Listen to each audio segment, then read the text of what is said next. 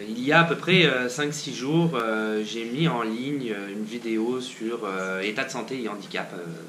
C'était le titre de la vidéo. Si tu l'as regardé, tu sais exactement de quoi je parle. C'est la dernière vidéo mise en ligne sur la chaîne.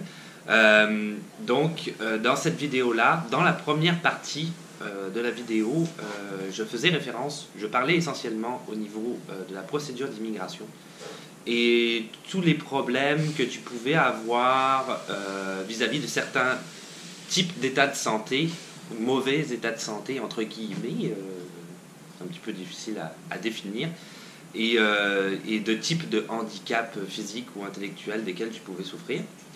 Et qu'il y avait évidemment, je ne veux pas revenir en détail sur ce que j'avais dit, mais une grosse discrimination de la part du gouvernement canadien à ce sujet-là.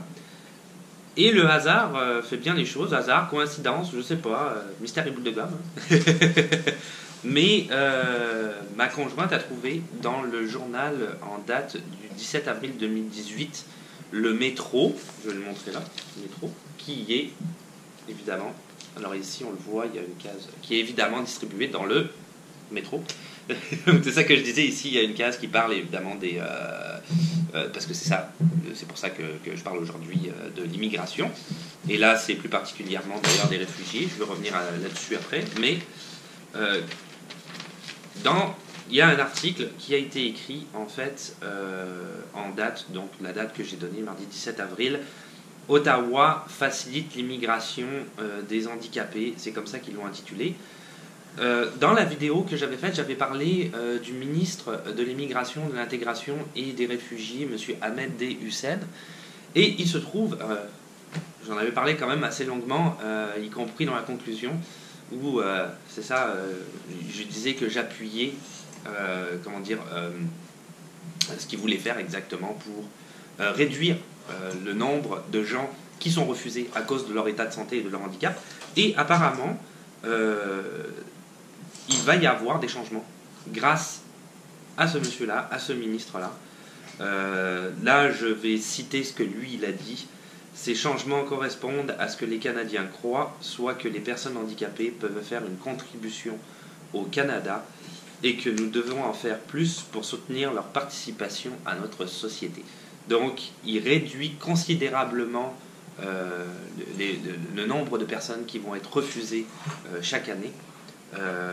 Ottawa va modifier également la façon dont il définit les services sociaux. Là, je vais juste citer l'article. Pour cesser d'exclure les personnes qui ont besoin de services d'éducation spécialisés, de réadaptation sociale ou professionnelle et de soutien. Les demandes d'immigrants qui ont une déficience intellectuelle, auditive ou visuelle ne seraient donc plus rejetées pour cette raison. Les changements annoncés par le ministre Hussein entreront en vigueur au cours de l'été. Donc c'est pas pour tout de suite, mais c'est quand même dans vraiment très peu de temps. Donc cet été. Alors c'est sûr que c'est un grand soulagement parce que tous ceux situés en procédure d'immigration à l'heure actuelle, et ben a priori des choses et que tu as, comme je l'avais cité dans la vidéo précédente, un problème au niveau de ton état de santé quelconque ou si tu souffres d'un handicap quelconque, les choses vont être facilitées grâce à ce monsieur-là, monsieur Ahmed D. Hussein, ministre de l'immigration, l'intégration et des réfugiés. Merci monsieur. Deuxième point, toujours par rapport au journal de Métro, et en fait, il y a comme une deuxième section à cet article-là qui est même plus gros. Alors ça, c'est par rapport aux réfugiés. J'avais fait une vidéo sur le statut de réfugié. Et si tu regardes la vidéo, tu comprendras à quel point ça peut être très très compliqué pour obtenir le statut de réfugié, contrairement à la légende urbaine, à ce qu'on pourrait penser. C'est vraiment le parcours du combattant. Et à l'heure actuelle, je pense que c'est quelque chose aussi qui est quand même important à dire. Au Québec, le Québec, là encore une fois, je vais lire l'article, mais le Québec, à cause des problèmes qu'il y a encore à l'heure actuelle en Syrie, au Yémen et en Irak, Justin Trudeau, le Premier ministre du Canada, avait affirmé qu'il était prêt à accueillir pas mal de réfugiés de ces pays-là, puisque en Europe, il y avait certains pays qui décidaient de fermer leurs portes, vu au trop grand nombre trop grande importance, je vais y arriver, du phénomène migratoire. Donc ici, Québec dispose de 1850 places d'hébergement temporaire dans 4 centres à Montréal, et ces places sont déjà occupées à 71%. Alors le ministre Heurtel, que je ne connais pas, affirme, désolé je ne te connais pas, il y a beaucoup de ministres entre le provincial et le fédéral, mais là c'est au provincial, il affirme qu'il ne dépassera pas le seuil de 85% afin de conserver une marge de manœuvre pour les demandeurs d'asile régulier. Ça veut dire que c'est saturé. Donc, le gouvernement du Québec a affirmé qu'il n'accepterait pas d'autres réfugiés a priori ou demandeurs d'asile qui seraient en situation illégale mais qui seraient déjà arrivés sur le territoire canadien. Si tu es dans cette situation-là, je te conseille du coup de t'informer. Hein, j'en avais parlé, tu peux aller voir la vidéo sur le statut de réfugié. Il y a un organisme qui doit exister dans ton pays ou l'ambassade du Canada pour savoir c'est quoi exactement les procédures à suivre et ne pas arriver au Canada dans une situation fâcheuse parce que effectivement les centres d'hébergement sont pleins quoi, alors, au maximum de leur capacité. Je vais continuer à citer cet article. Outre les centres d'hébergement, les services sociaux et de santé ainsi que le réseau d'éducation de la région de Montréal sont déjà sollicités au maximum pour accueillir les migrants. L'arrivée massive de nouveaux demandeurs irréguliers qui s'ajouteront à ceux de 2017, puisque c'est ceux de l'année d'avant, toujours pris en charge par les services provinciaux, doit maintenant être limité selon Québec. Et évidemment, il y a un porte-parole du Parti québécois en matière d'immigration, Catherine Fournier.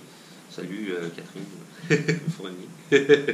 Elle s'est montrée sceptique face à l'ultimatum du 24 avril, puisque l'ultimatum qui a été donné comme quoi ils n'acceptaient pas de nouveaux, a priori, immigrants, je dirais réfugiés, ou ceux qui auraient un statut de réfugié venant de ces pays-là. C'est le 24 avril l'ultimatum. Qu'est-ce qu'ils vont... Alors, je cite cette madame-là qui dit « Qu'est-ce qu'ils vont faire avec les gens qui vont continuer à se présenter ? J'ose croire qu'on ne va pas les laisser simplement dans la rue.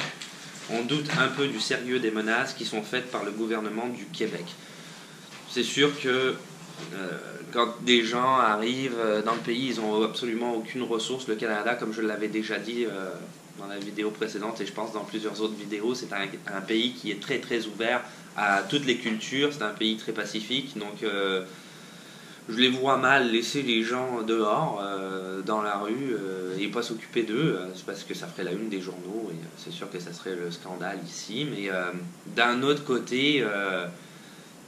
en tant qu'immigrant, peut-être illégal par manque de choix, c'est important pour toi, je pense, d'avoir cette information-là et de ne pas te mettre dans une situation qui pourrait être fâcheuse. Donc voilà, c'était des petites précisions concernant le statut de réfugié, ou en tout cas les réfugiés. Et voilà, donc c'était le petit bonus, là, les petites précisions concernant notamment la dernière vidéo qui a été mise en ligne. Et puis c'est tout, en fait, c'était juste ça. Il me semblait que c'était super important quand même à dire parce que c'est vraiment une drôle de coïncidence. Quelques jours après, il y a un article avec ce monsieur-là, monsieur Ahmed Deyhussen, qui paraît, alors que ça faisait des années qu'il se battait sur le sujet. Donc je suis super heureux que cette coïncidence ait eu lieu. Et puis on se dit à la revoyure. Ciao, bye.